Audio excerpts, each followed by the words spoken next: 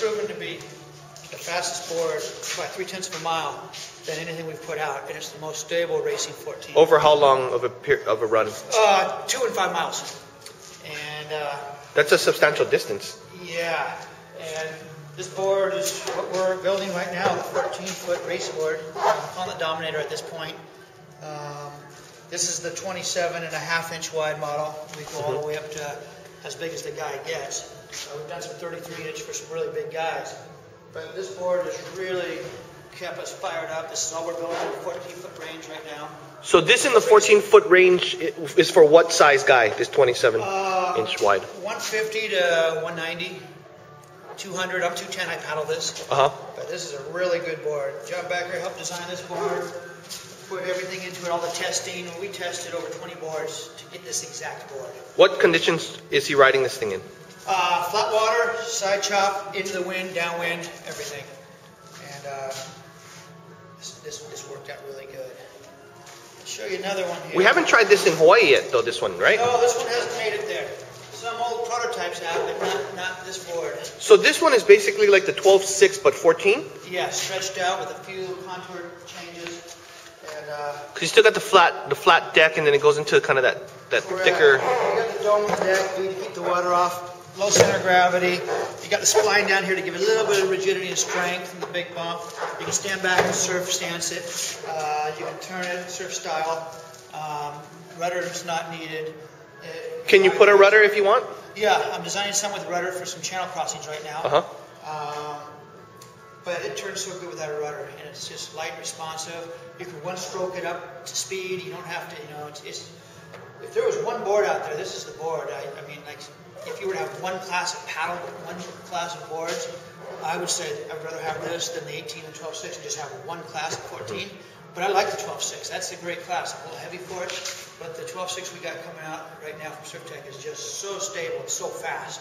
That has made me love the 12.6s. I wasn't a 12.6 guy until that board came about, and now I really love the 12.6.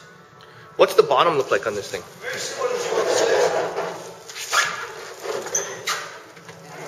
We're doing it without carbon. 14 we can get away without carbon because we're not flexing. We just wanted to have one. But this is carbon, right? This is carbon. Yeah. And it's kind of, is it flat or what is it? It's semi-flat. It's got a few different little bends in it, but it's semi-flat. But it looks pretty stable. Very stable. Rides waves well, so you can ride it through the surf in a race. Yeah. Got that piercing nose. Yeah. Great entry and release. We'll throw another one down here and show you that. Okay. It's just a quarter-inch difference in dimensions. This one's for a lady? A lady, yeah. Okay. One of our top paddlers. And about a quarter-inch difference, same board. It's narrower. Yeah. Yeah. We haven't padded it up yet, the handle on it, but it's ready to go. This is right off our other board, same board that we're producing for the race. What's the weight on these? Oh, we can get them anywhere from 22 to 30 pounds, all depending on what people want.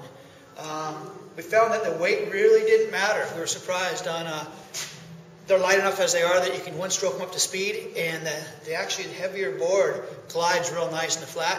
For downwind, the lighter board might be able to sneak into a few more bumps, but the durability is huge to go a little stronger. All depends what you're going to use it for.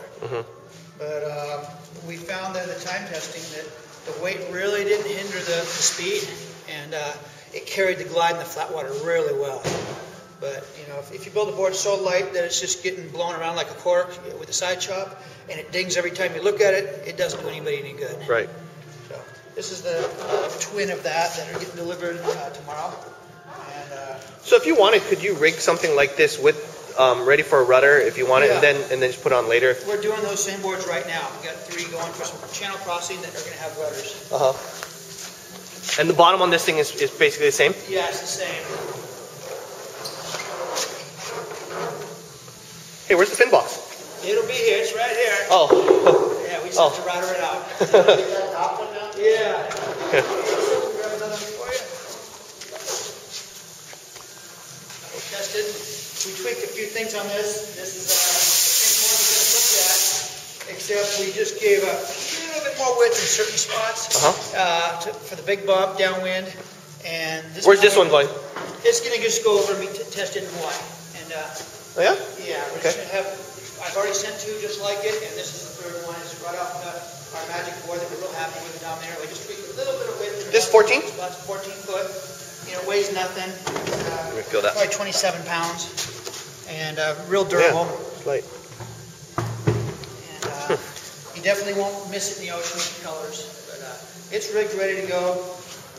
You step back and surf it. Comes with a fin box, handle. And this is the Dominator, 14-foot Dominator. Really light.